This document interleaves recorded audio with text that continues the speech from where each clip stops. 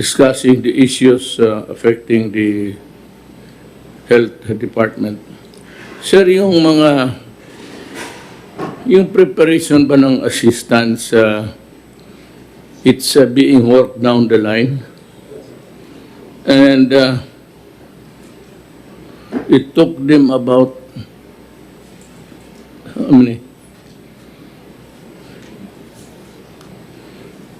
Almost 2 months po. The joint administrative order to guide the distribution of 1 million to each of the 32 families na namatayan po. 32 po sila na namatayan. Lumabas lang noong June 2. Well, I'm sorry to drag you into this faraway province, but No, sir. siya, Bong, may sasabihin ka? May order? Nasabi ko na po kanina sa Senado, Mr. President, na nagbigay na po ako ng privilege speech at nasabi ko na rin po lahat from ayaw ni Presidente ng tagalan yung proseso.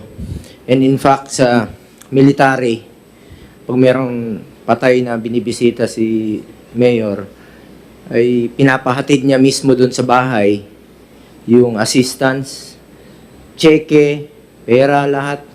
Wala nang panahon na asikasuhin ng mga namatayan yung pagkiklaim ng cash assistance.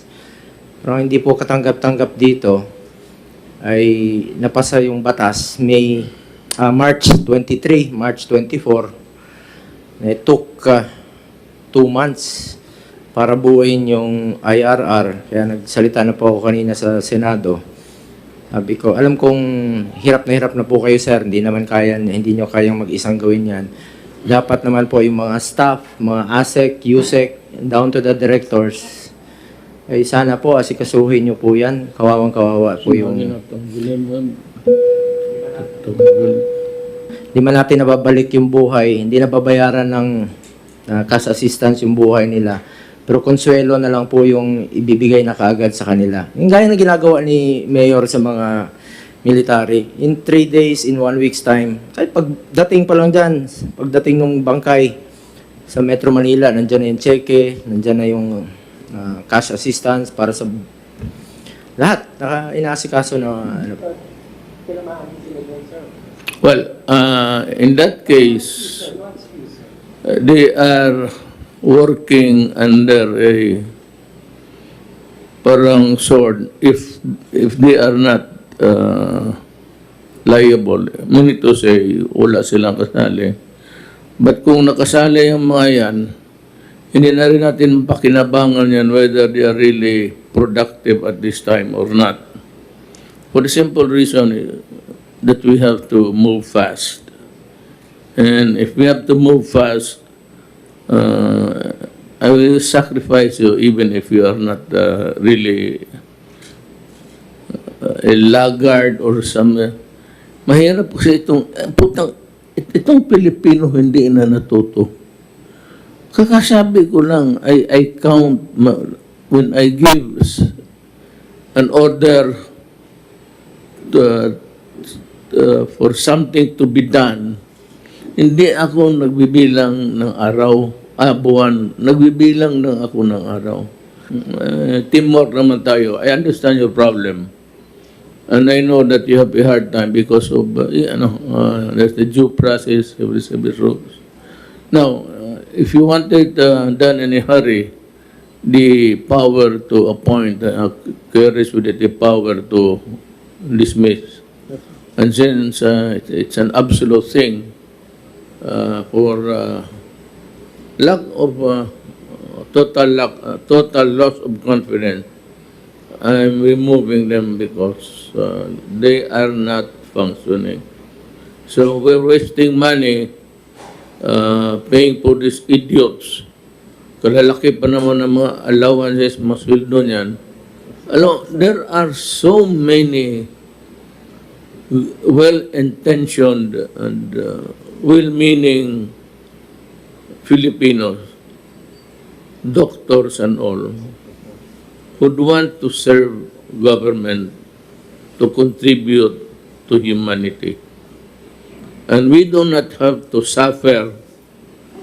Itong mga to, alam pa nila na ginagawa, and nobody was asking who's doing the task today. Nobody was asking o saan ba yung natapon yung responsibility of preparing the implementing rules and regulations. That was what they were saying na wala. Ngayon, kung ikaw pa, I said, just like me, you cannot run your own errands. Yung trabaho mo, hindi mo, ikaw na lang lahat dyan. That's why it's called, you cannot run your own errands. Somebody has to do it for you because you cannot really do it beyond human comprehension kung matrabaho mo, mag-contact pa sila mo. So why don't they just go to the DILG and ask for help? Sana paano ba ninyo dinistribute ang pera pati yung tulong? Itong mga putang inan to, wala, malayo masyado sa ano. I do not think they are really prepared to join government. That's the problem.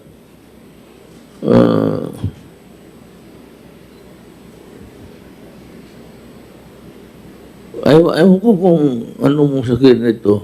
Wala naman tayong racist ano dito na gaya Amerika. There's a riot going on. Riot or riot. There's a riot going on all over. And seems to me that there is no end in sight. Mabutit na lang hindi tayo ganon. At na-timingan naman that the Filipinos are really law-abiding. Imagine if America to, how can you enforce the lockdown and the sequestration, itong quarantine? Butit na lang gano'n, no? So, we have to respond to the problem besetting the distribution of the assistance to them. We will comply, Mr. President, with your deadline. Sabi ko, wag silang uuwi tonight, tomorrow, weekend, because you gave a 3-day deadline to distribute the checks. So I told them already, you do not go home. You have, na-identify na po yung 32 families. Although, yung sabi sa akin kanina, may mga conflicting claims. May 2 asawa, may ganon. So, sabi ko, count out mo na lang yun. Basta yung bulk, ibigay ninyo. Tapos po, yun din nagkaroon ng severe critical based on your directive, sir. Bibigyan ng 100,000. Buhay naman sila, sir. Pero bibigyan mo ng 100,000. On top of PhilHealth na nagbayad na ng mga 700,000 for each one of them sa critical and severe cases, Mr. President. Yung pinapatutukan ko po, yung 32 families na kailangan po, yung ayuda nila na 1 million based on your directive, dapat yun i-release. Ilagay na, cheque, padala, dalhin kung saan yung mga pamilya. Kasi nakakahiya talaga, sir. Namatayan na nga, tapos nagpawardi-wardi yung mga tao ko na parang walang sense of urgency, sir. Yun ang talagang sama-sama po ng loob ko, Mr. President. That's why in the beginning, I said that all financial matters, be it in the form of assistance, naibigay ko na nilipat ko yan sa kay Galvez, sa military para madali. And, I do not want also to downgrade your department kasi mawalaan ng identity in the national narratives of what government is doing. Ako, anything, baski na sabihin mo, palamura, hayaan ko na lang yan. Huwag lang korupsyon talaga. Hindi na pwede korupsyon. Magtutuyas na lang ako, tapos mag-iwan pa ako ng dirt dito sa... So that's one. We'll just wait. The second urgent, yung delivery also of the assistance to the different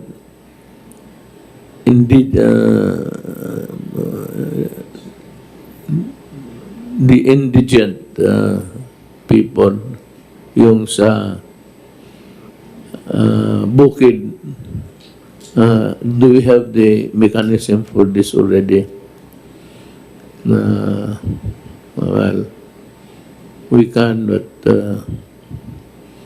should not jeopardize the lives of the soldiers who are there just guarding the... Kung okay na yan ang distribution, so if there's any problem, Del, but is a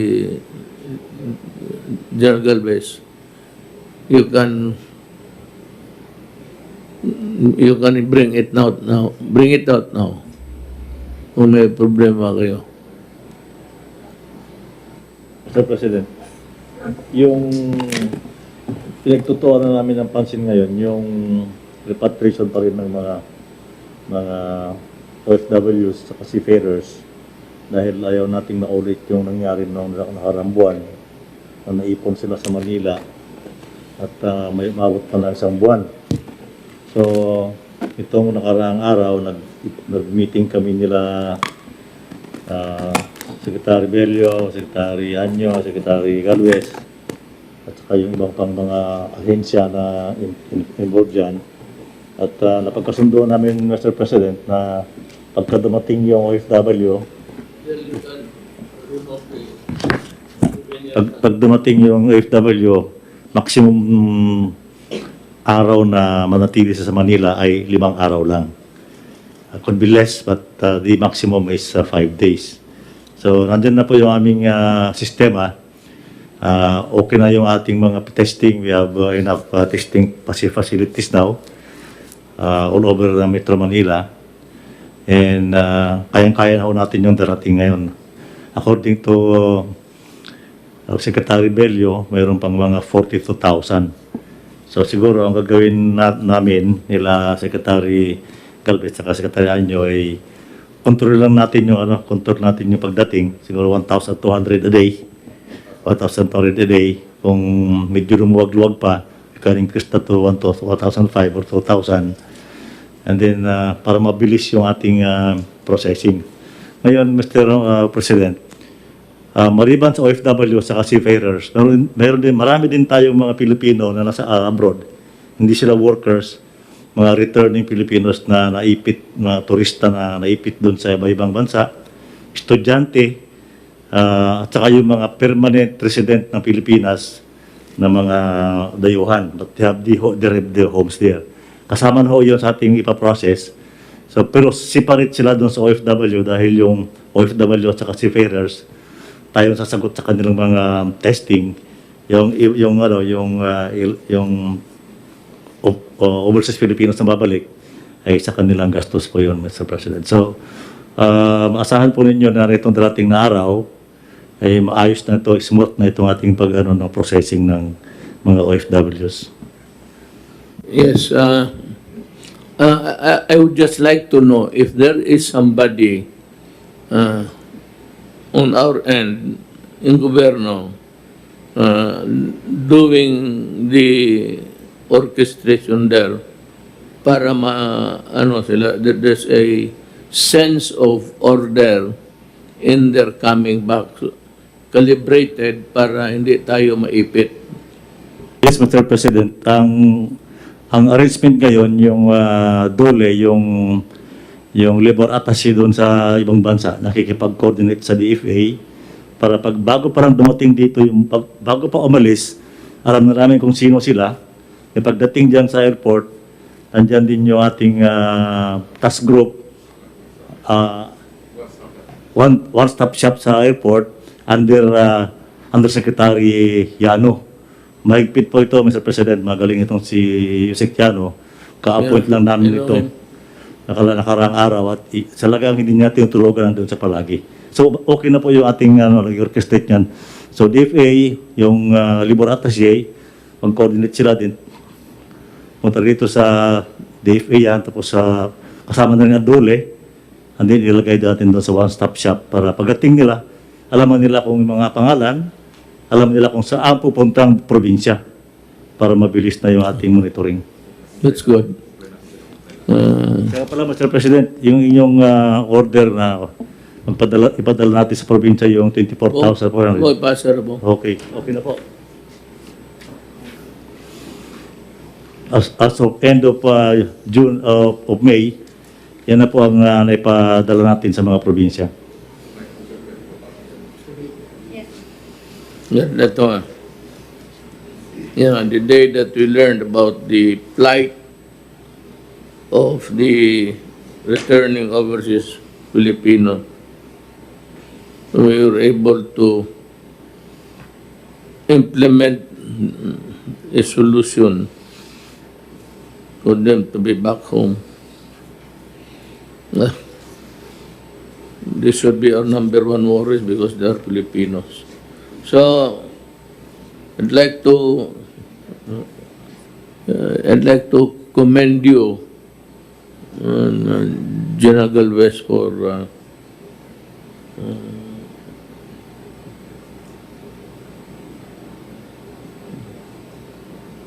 giving your heart in this endeavor. Alam mo, nung maliit pa kami, sir, bahay namin malapit lang rin dito. It was the last house facing the Times Beach. Ito, kinain lang ng erosion eh. Beach ito noon. Dinner time. Alam mo, itong mga anak ng politiko, saya mo siya hindi. Gagapangin ka. Gagapangin ka talaga ng panahon. So ako naman, ako yung pinaka-maingay bugiro sa pamilya. Sabi ko, gusto ko kung ako gobernador rin. Tapos itong mga kapatid ko, mga ulol. Ako, mayor, ganon. Pinara kami ng tatay ko. Sabi niya, shut up. Sabi niya, kung magpasok ka ng politika at peke yung loob mo, and you want to be just called governor, yan ang gusto mo, tawagin ka governor. Maligaya ka na niya. You know, do not enter politics if you do not have the heart for the people. Sabi ng tatay, kung kita mo ako, gisingin ako dito ng madaling araw, may problema. Gisingin ako ng municipal mayors, kay may heart attack yung barangay captain. So, day at a time or night. Sabi niya, you must, I said, be ready to serve. And you cannot serve pang matagalan kasi papagurin ka, ma-burn out ka. At kami noon, wala pa naman masyadong hotel. Ang mga municipal mayor, lalo ng Oriental, wala pang road. It was built during my father, pero walang road pa. Magsakay ka pa ng barko. Pagdating dito, sa bahay pa magpunta. Kaya, yung bahay namin maliit. Hindi naman kasing liit, pero maliit talaga. And we have to wake up and transfer to the room, sleep on the floor in my mother and father's bedroom, because ina-appropriate nila mga pamilya ng ganoon ang politika sa ano. So, yung parang yung rapport ko sa tao went beyond my father and I was able to see. Nasabi ko kung itong ganito, kung wala ka talagang pagmamahal sa Pilipino, walang mangyari. This is not an easy job to do. It requires you to think and find ways to solve the problem. You know, maybe not here, but in some place, when you die, there is a special place for you. In heaven, if you are as good as me, but if you are bad, the hottest place in hell, nandoon yung mga tao na tarantado. I'm sure I'm not going there. No, kung kasalanan ko lang, babae, wala. Hindi man ako nagnakaw, hindi man ako. Kaya sabi na, you have to love the people whom you serve. Now, let's go to Secretary Anyo. Sir, how's the distribution? Is it good? Ang gusto ko lang tanong, sir, yung nagdoble ang bayad, pati yung kinaltas na pera sa gobyerno, be it the mayor or the barangay official's task to do it.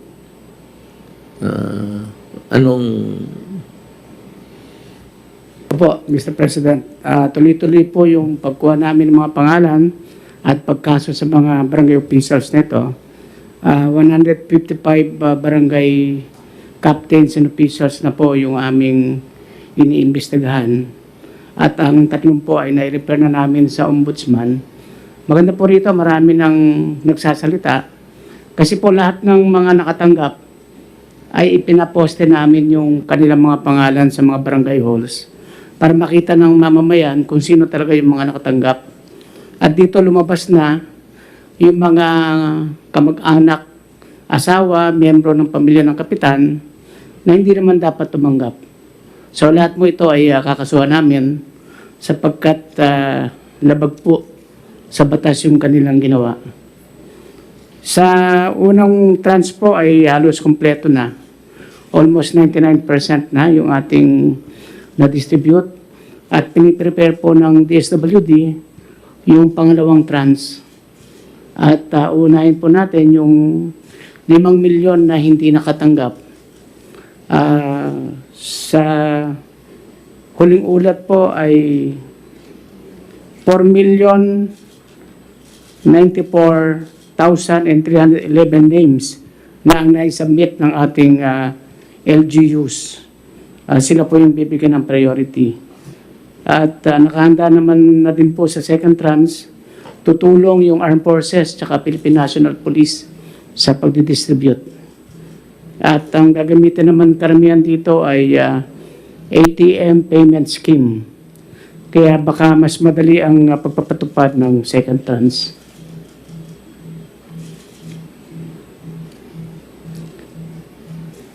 So tuloy-tuloy po, Mr. President, yung pag-iimbestiga natin at maraming pangalang dumarating sa amin. Yung mga, ang sabi ko nga po, yung mga kapitan na inilagay yung kamag-anak, miyembro ng pamilya, doon sa listahan ng mga nakatanggap, pati na rin po yung mga nagdoble. Tuloy-tuloy po.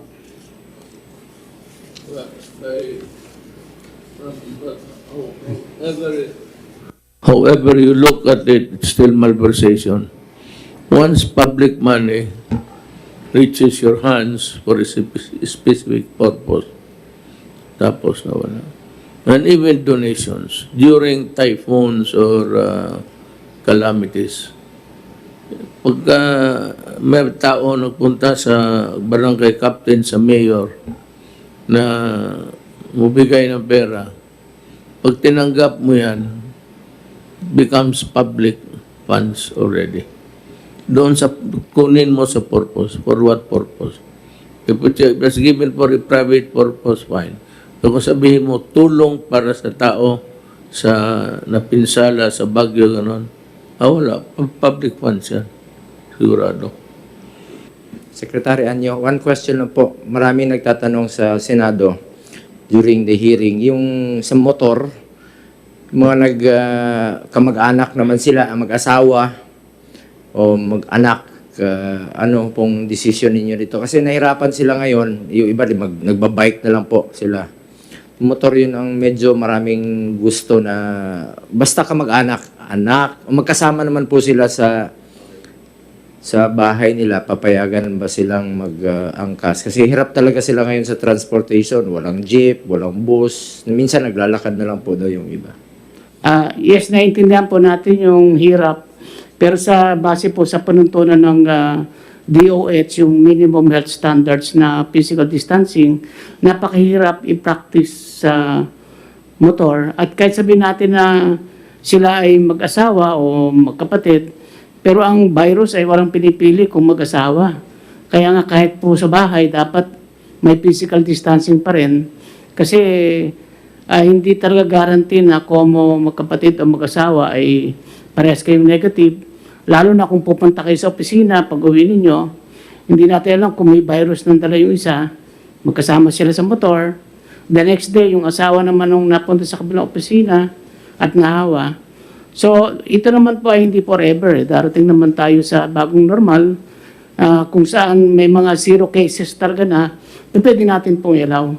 Pero sa community quarantine natin ngayon, pwede natin makita sa data analytics kung saan pa may mga cases. Mahirap kasing mag-gamble na kung mag-asawa pwede nang magkadikit sila, lalo na sa publiko. Actually, sa loob ng bahay, wala po tayong magagawa kung sila'y mag-violate ng physical distancing. Pero sa publiko, napakahirap makita ng iba na pinapayagan nating magkadikit sila at nagpapatupad tayo ng physical distancing at saka pagsusunod ng mask. Napakahirap po talaga. Pero health po pinag-uusapan natin health risk. Hindi yung convenience, hindi yung makakatipid sila. Pero buhay pagka nahawa yung isa, sigurado mahawa yung isa, it is costlier kung mamamatay sila. So sa ngayon po, yan ang stand namin ng DOH habang wala pa tayo sa bagong normal o habang hindi pa natin talaga nasisiro yung case sa isang lugar, hanggang ngayon ay yun muna ang ipapatupad natin. Ako, sang-ayon ako na mahirap talaga ngayon. We are in hard times. I don't know if we can go back to the same old style natin on. But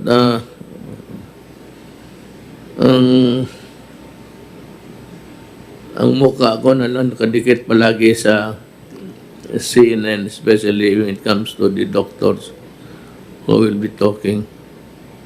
The earliest that we can have, not have, the earliest that meron na sila, they're in the final stage of testing. Ang Moderna, it's a Moderna, it's a US, pero it's backed up by several. Mukhang mauna ito sila. And said is a mid-summer available na. But they can only produce 200 million. And that is only good for America, something like 3.14 million. Sila kulang pa yung, well, kung ibigay nila, if they will share the yung technology, give it for free to everybody, Pare-pareho lang kasi tayo sa gobyerno. We are just employees, all of us. We are workers of government. Kaya ako yung pinapatanggal ko yung Your Excellency. The word itself is it's a burden to yung paggamit ng the President, Rodrigo Duterte, or Cardinal, tapos Archbishop of Manila. Yun ang Your Excellency, Your Excellency. Nung umpisa yan doon sa nung nag-mayor ako, tapos yung ni-retain, hindi pinalitan lahat ni Cory, they retain about 1, 2, 3, 4. Yung hindi masyado partisan, pero puro mga manoy, kawatan talaga. They would address me, Your Excellency. Do not call me Your Excellency. I am not Your Excellency. You call me Mayor. Kaya Presidente, ayaw ko. I'd appreciate it more. You still call me Mayor. Huwag mo na dagdagan yung Presidente. Just a title. After all, I said we are all workers of government. I do not mention Malacanang in public. I just say my office. And I say we are workers of government and we have to do something about it. I'd like to this time shift from a conference with the cabinet members together with Senator Bongo. He is here because he's complaining to me. And I said, what is your stand?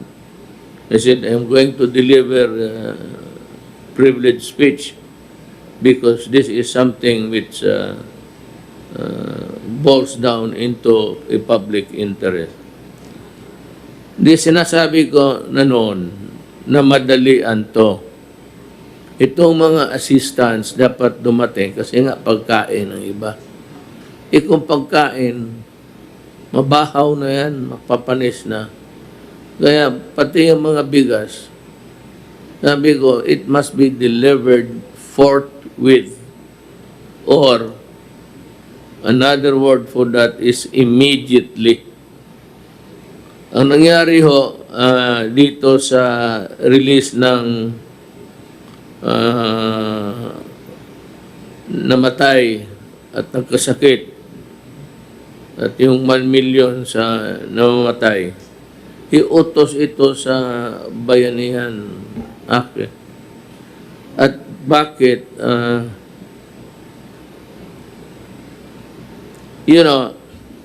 I'd like to also, I'm not imposing a duty on Congress. I would just like to remind you na every day you require the executive department to render a report. Every day yan.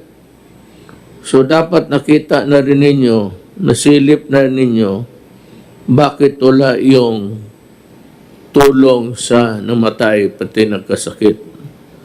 Parang assistance, in the form of assistance. Yung 1 million para sa namatay, lalo na yung mga doktor, hindi dumating. Tinanong ko ngayon si Dr. Doke, the Secretary of Health. Sabi niya, he's been reminding his staff every time that they meet na to carry up itong tulong. Ngayon, ang sa speech ni ata ni Bong, sinabi mo na you are recommending for the ouster. Sabi ko, Mr. President, kung ayaw nilang magtrabaho, marami pang gustong magtrabaho. Ayaw nila magtrabaho. putang ina, 2 buwan itong lecheng ito. I mean, can just imagine 2 months.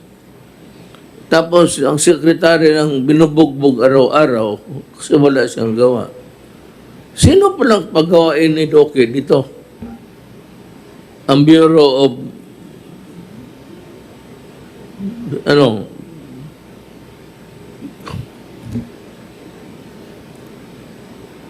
sino magawain niya?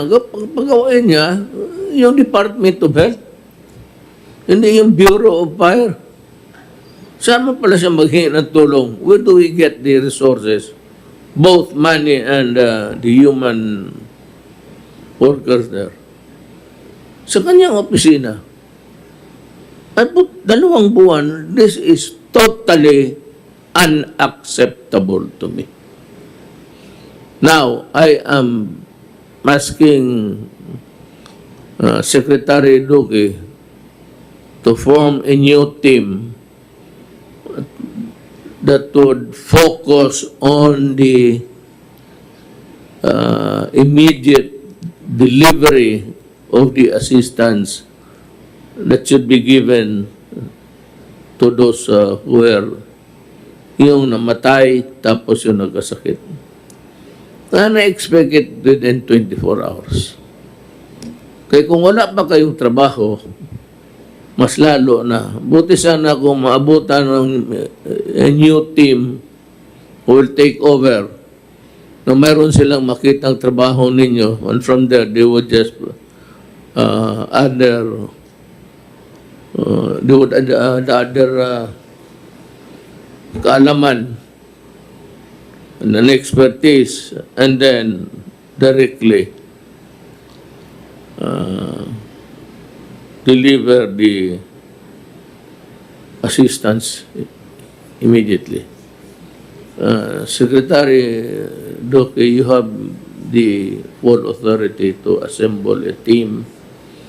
It may not really be from your office or from the department itself. You can get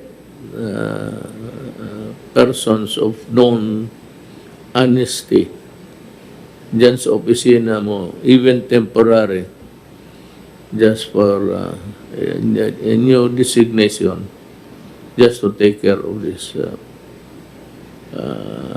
funds, which ought to be in the hands of the intended beneficiaries by this time.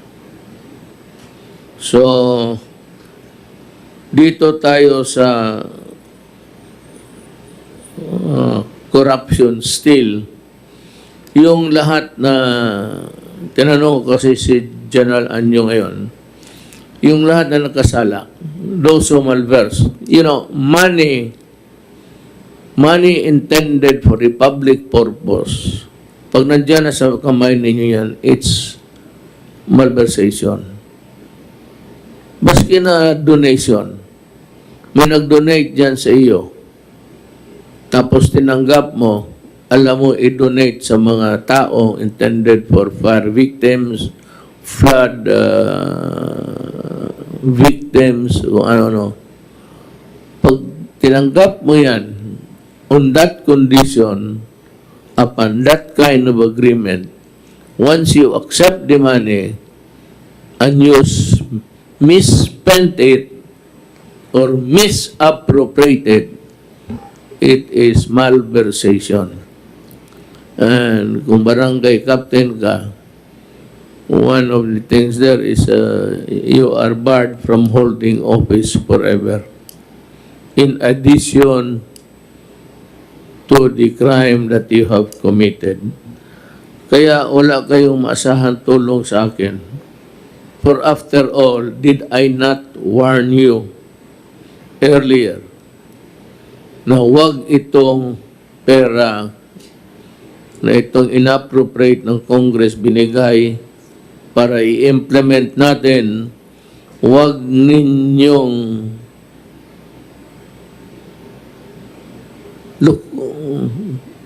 lukuhin. Do not. Hindi na ako magmura kasi nagsimba ako. So, iwas muna ako. At pag ginawa ninyo yan, sige, isang ano mo rin ng putang ina kayo, sinabi ko na sa inyo eh, talagang habulin ko kayo. And you'll go to jail. Para may example ako sa panahon kung wala na ako dito pagka-presidente. So, yan, serving 25 years, serving 15 years in prison. Those are the corrupt guys. Dito sa taas, mga marunong ito. Pero mayroon akong last week na dinismiss na sino gani mo? Sa Department of Defense. Office of the Office of the Civil Defense. Siya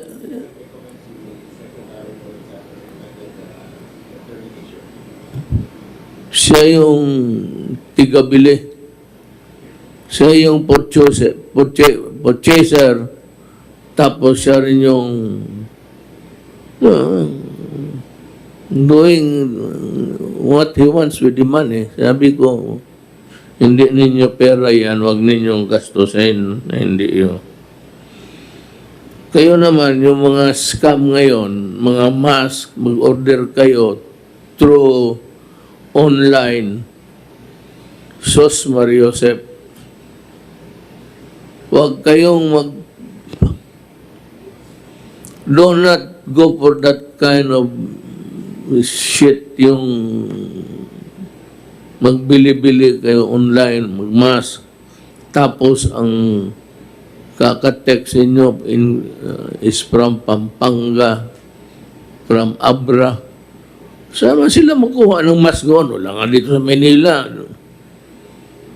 Dito kayo sa Manila, sa mga hold-upper, pwede pa.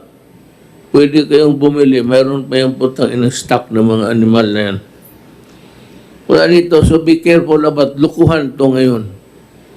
No, the best is give me the goods, I pay you. Or better still, give me the goods, I will examine it. If it is really the one that I ordered, then I will pay you. Huwag kayong bumili ng mga online na lalo na magpadala ka ng pera. I'd like to address this to everybody.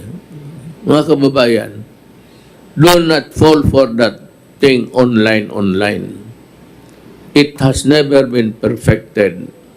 And all the scams that man could think of that they can perpetuate on the innocent public, pinag-aaralan nila yan. Ang iyo dyan is, i-deliver mo, tapos tignan mo yung maskara. Kung hindi isang ayon sa in-order mo, papasukin mo sa loob yung nag-order ng nagdala ng mask. Talian mo. Pagkagabi, maghanap ko ng sakyan, ihulog mo sa Pasig River. Mamili ka. Maraming tulay dyan. Alas 3 na madaling araw, wala na dumadaan dyan. Baski anong ihulog mo, wala nang makialam dyan. Itong mga animal na ito, they take advantage of the misery of people. Kung ako, yan ang gawin ko sa inyo.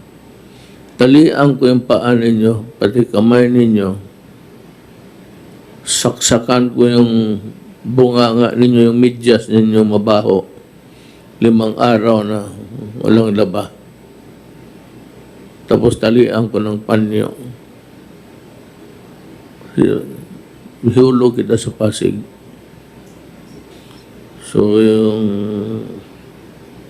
yung mga ano, nandito na naman tong mga ano, gustong lumabas. Basta kung labas ka, if you are those allowed to go out, do not forget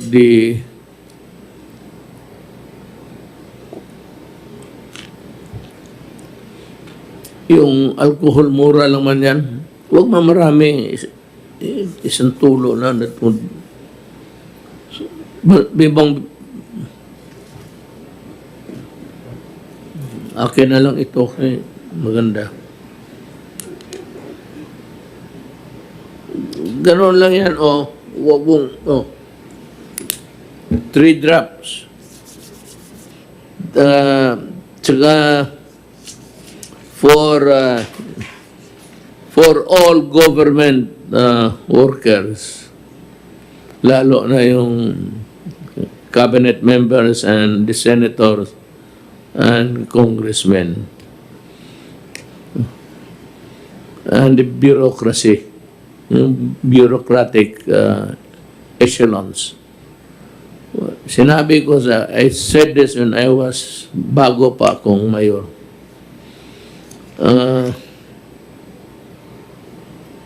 Panahon sa lukuhan, hindi naman talaga natatanggal yan. There's always a sucker born every minute. Huwag kayong magpaloko, lalo na yung maggamit ng pangalan ko. Kasi yung maggamit ng pangalan ko, sigurado, palpak yan, racket yan, krimen yan. Kasi kung negosyo mo tama, walang problema, bakit gamitin mo pangalan ko? So, if they go to my son or sons, or my daughter, si Inday, pero just to emphasize the point, maski sinong magdala na Duterte siya, do not entertain. Sabihin mo, ma'am, sir, pwede ho kayong lumabas. We are not allowed to entertain you. And whatever you are asking from us, it has to be denied. Even if it is meritorious, even if it is correct on all fours. Hindi ho kami dapat mag-entertain. Huwag na naman nyo pagalitan para hindi naman pwede ho kayong umalis. That's the...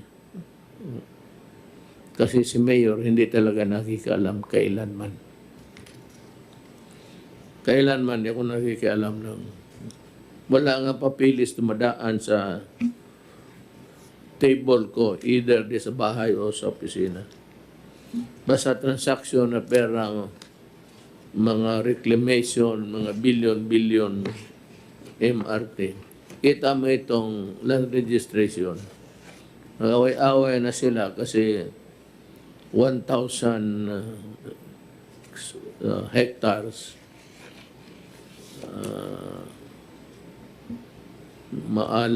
amari tayo nito. Reclamation, marami ng away. Pera, 1,000 reclamation, that's billions and billions. But in the process, you will kill the entire Manila, Metro Manila. Mahirapan na ang tao doon. And even the canals would no longer have the egress and ingress of water, let alone the absence of the water treatment. Now, on the side, I will be starting tomorrow. I think the papers are here with me now. I will review the contracts that are proposed by the government panel to the Ayala and Pangilinan Consortium. na ano, ako okay na ako basta mabawi lang ng pera ang tao. Even in installments sa ano ninyo, but you have to make some amends. Nagkalma ako kasi whether I like it or not, water is very important in our lives. So, okay na lang ako. But yung nawala sa tao, kung ano ang nawala sa kanila, that has to be paid back. Whether in installments over a period of years, but you have to return the money to the people. Wala na akong, yun lang. Okay na ako, and you can have your contracts if it is to your liking. But if it's not, then we proceed with another phase, which is really filing of the cases. Ako naman, in the process, I was very, well, of course, adamant and said a few cuss words, of which I apologize. Sa galit ko yun eh. Naloko ang tao, ilang taon. At parang, I'm willing to forget it. Just give us a contract that is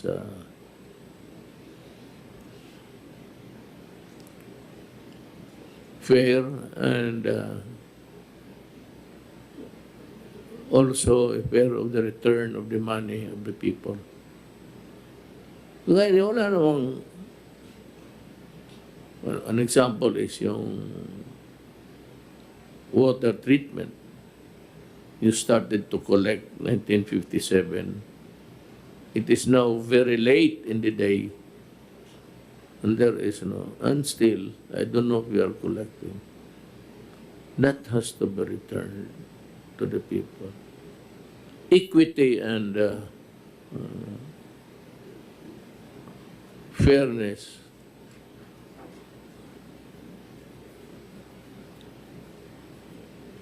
requires that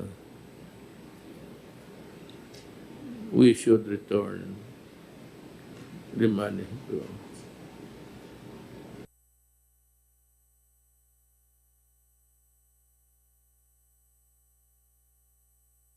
there's a letter from Congressman from Cebu.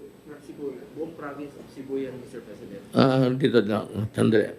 A manifesto strongly supporting Governor Gwen Garcia and the Provincial Board of the Province of Cebu in their effort to allow and regulate passengers if private motor vehicles are allowed. Well, alam mo, for one, mga Cebuano,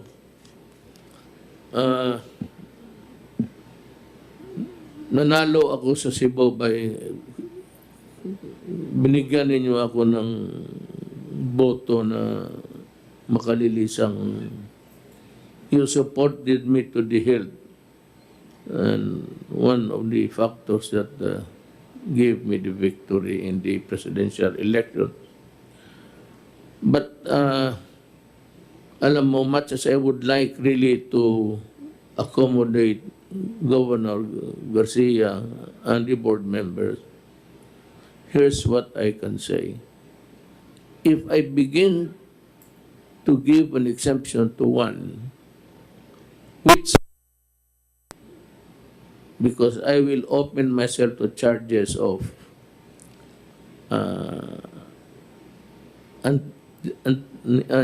anti-graft law, giving another an undue advantage. There's a provision there, which is, there is the third sentence. Giving undue advantage to the other, to the prejudice of another. Giving advantage to a person to the prejudice of another in a matter of ganito. So, pag binigyan ko kayo ng exemption, and the others will follow. Hindi nga siguro magdemanda, but others, not from government, may want to just test the capacity of a president of breaking the law. Kung idemanda talaga ako, I'm a prosecutor, I said before I became mayor, I think may tama ako dyan. That's one. I go to prison. Second is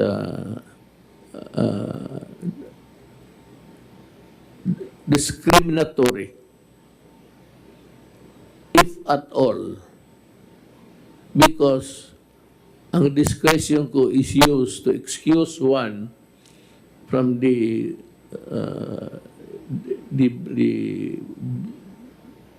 burden of the law that is placed on another. Pag excuse ko to na talagang hiritan ako ng kaso, sigurado yan. Now, or after I go out of the office.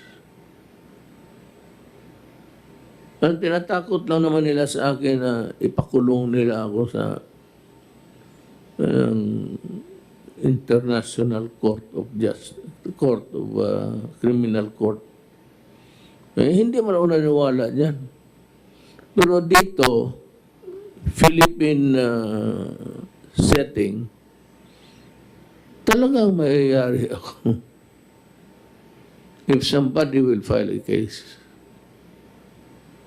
yan ang mahirap sa prayer ninyo. Gusto ko, alam ko hirap kayo. Sabi ko nga, asawa mo yan. Alang-alang ipaangkas mo sa ibang lalaki kasi maghawak sa katawan yan.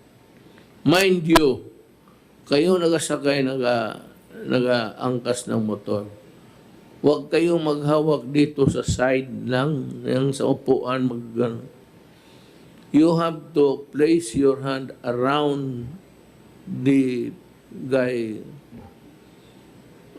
Tapos, hindi naman mag-embrace, but para hindi ka mahulog. At yung bump ganun, kasi ang katawan niya, magbabalance-balance yan, kasama ka na. Kung saan yung katawan niya, sabayan mo.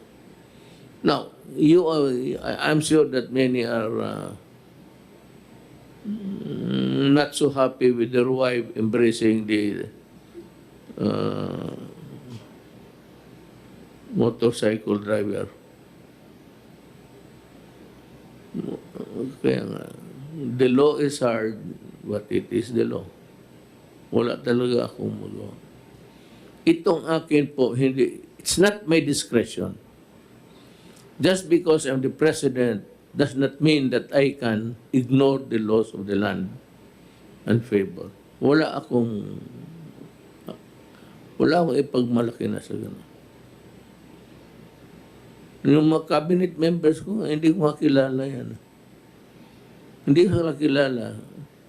Except for Secretary Doki, I remember I was at the lobby of, at the entrance of Edja Shangri-La. Tapos somebody whispered to you, nandyan si Mayor. Then lumapit ka sa akin. I'm Secretary. So I know. You are very popular, sir, sa TV. Hindi ko alam hanggang ngayon. Hindi ka na naghinto maging TV. I am sorry.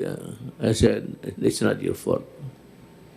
And I'm not ready to let go of people na lang kung nagtatrabaho talaga. Even if they commit mistakes. As long as it is an honest mistake, sabihin namin na porsi yan or walang problema sa akin. I can live with it. Here is a report from Archie Gamboa, PNP chief. Ang PDEA, pati ang polis ng PDEA. Ano ito PDEA?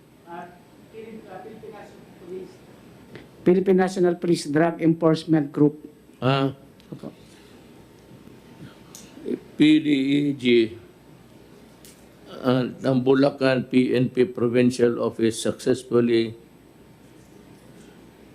telegraphic man ito. Successfully sabi natin arrested in a buy-bust operation in Barangay Marilao, Bulacan on June 4 today at 3 p.m. Suspects were Yuwen Kai, Chinese national, Angela Tulio, Len Tulio. The whole consists of 63 boxes of shabu, which when weighed, it would amount to 756 kilos, worth 5,140,800. It's Mr. President, 5 billion po. 5 5 billion. billion and 140 million. 5,104,800. It's 5.1 billion, one of the highest. Kayong mga human rights, makinig kayo ha.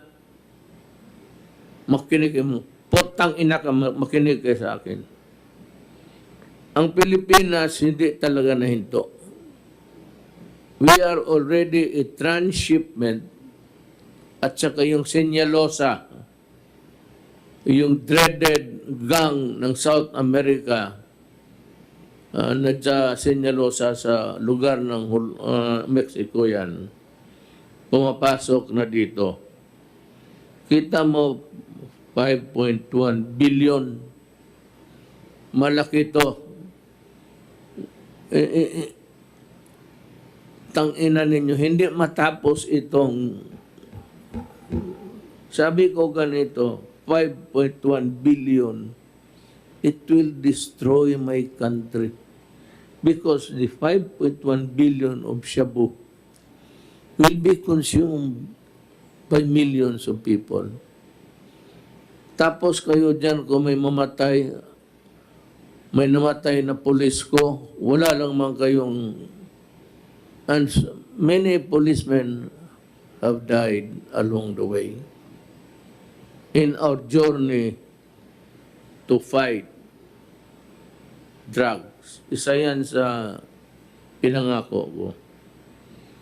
So, despite of the pandemic, the police are working.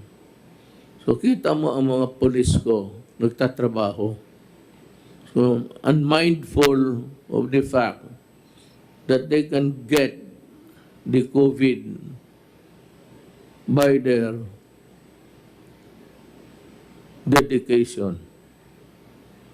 So, officially, I would like to congratulate the PNP at si Archie Gamboa, General, taga Davao to.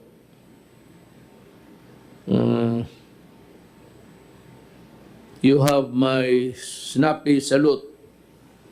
I will talk to you when I go back to Manila. Hindi talaga mahinto itong... Whoever said that ang shabu na... Every day, you look at the crawler, yung tumatakbong linya dyan sa TV yan. You call that a crawler. Ko-crawl, kamang crawl. Gapang. Kamang is Bisaya. Gapang pala. Pero ang Bisaya, kamang, may ibang mangamang o kuwan. Mangawa, mga kamang o uyab. Ito, tapos, idemanda ninyo ako ng ano? Ng human rights. Ikaw, Trillanes. Maligaya ka sa nangyari sa buhay ng Pilipino ngayon. Puro ka lang daldal. Always complaining. And yet your kapwa mo sundalo nagtatrabaho. Mista mo nagtatrabaho. Ikaw, you rebelled against government, almost destroying the republic. You've been a senator, you did nothing but to glorify yourself. Now you are criticizing about still itong droga. It's 5.1 billion and you might want to check it out. What I'm saying is, aside from the NPA,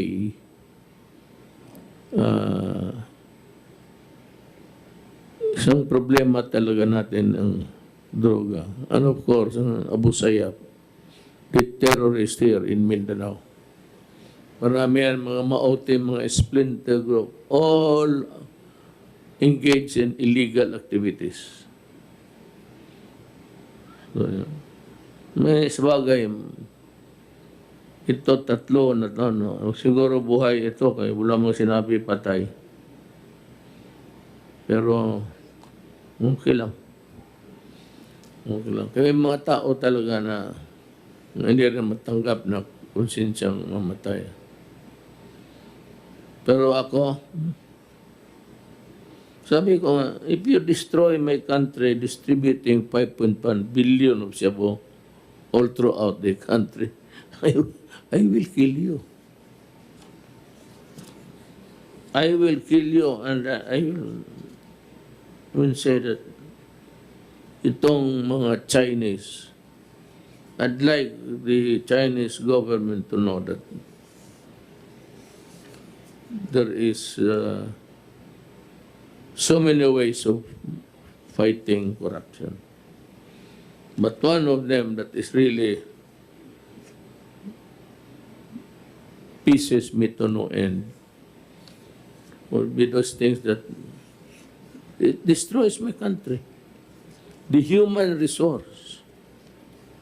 Ang mga bata, ang mga anak namin, ninyo, sa awa ng Diyos. Kaya, remember, when you go out, mask. And ito, mura naman ito. Hindi naman ito, because siguro kayo, tignan mo, 1, 2, 3, 4. That is enough to kill the germs. We have to wait for the vaccine. Mga kapatid ko, iksuunan ako. Maghintay talaga tayo sa vaccine. Sabi ko sa inyo, walang vaccine, walang eskwela. Nandito sayang nandito. But Secretary Briones is insisting that there should be an alternative there. And she has a very good program for that. Parang teleconferencing. The technology is good. I do not know if we are ready for that. Meaning to say, if we have enough of those na gamitin para sa the whole of the Philippines. We're talking of students, it's millions. Meron ba siya? But if she has, or if we can afford it, we'll buy it. And she can proceed with her novel idea of how the children can continue with their education. So, gano'n na lang, I don't know if it's the next time that I'll talk to you, but you will hear from me from time to time. Maraming salamat po inyo lahat.